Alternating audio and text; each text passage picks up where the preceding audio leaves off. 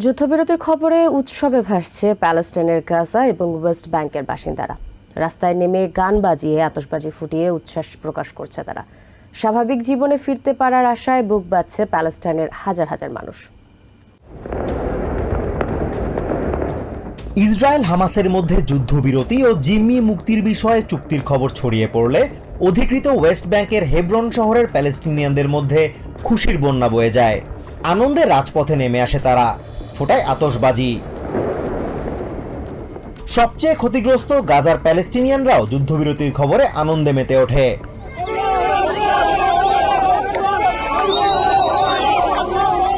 এই ঐতিহাসিক দিনটির জন্য সৃষ্টিকর্তার প্রতি কৃতজ্ঞতা জানান তারা। সৃষ্টিকর্তার প্রতি আমরা কৃতজ্ঞ। যুদ্ধবিরতির এই খবর আমাদের জন্য স্বস্তির। আমরা অনেকদিন শান্তিতে ঘুমাই না, এখন আমরা স্বস্তিতে ঘুমাতে পারবো, এটা ভেবেই অনেক ভালো লাগছে।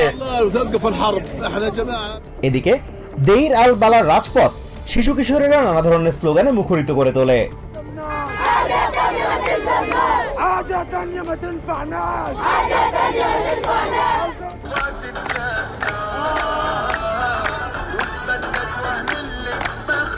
আব্দুল্লাহ আল বেসুরি নামে এই তরুণ আবারও নিজ এলাকায় ফিরতে পারবেন বলে স্বস্তি প্রকাশ করেন।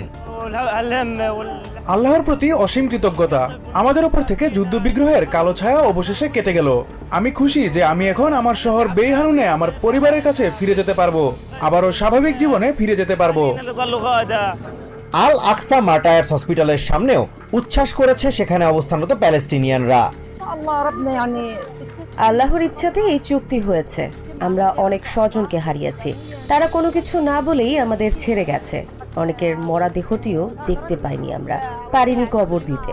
আমরা এখন গাজার উত্তরাঞ্চলে ফিরে যেতে পারবো, এই ভেবেই আনন্দ লাগছে। তবে সেখানে আমাদের ভবিষ্যৎ কি হবে তা নিয়ে আমি চিন্তিত। গাজার খান ইউনিসেও একই চিত্র দেখা গেছে।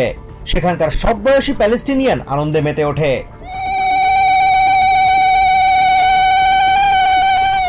অতি শিগগিরই আশ্রয় শিবির ছেড়ে নিজ নিজ এলাকায় ফিরে আগের মতো করে জীবনযাপন করতে চান প্যালেস্টিনিয়ানরা।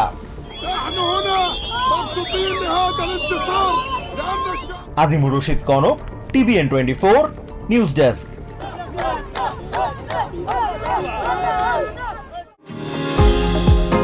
নিউ ইয়র্ক থেকে সম্প্রচারিত TVN 24 টেলিভিশন বিশ্বজুড়ে বাঙালির কণ্ঠস্বর।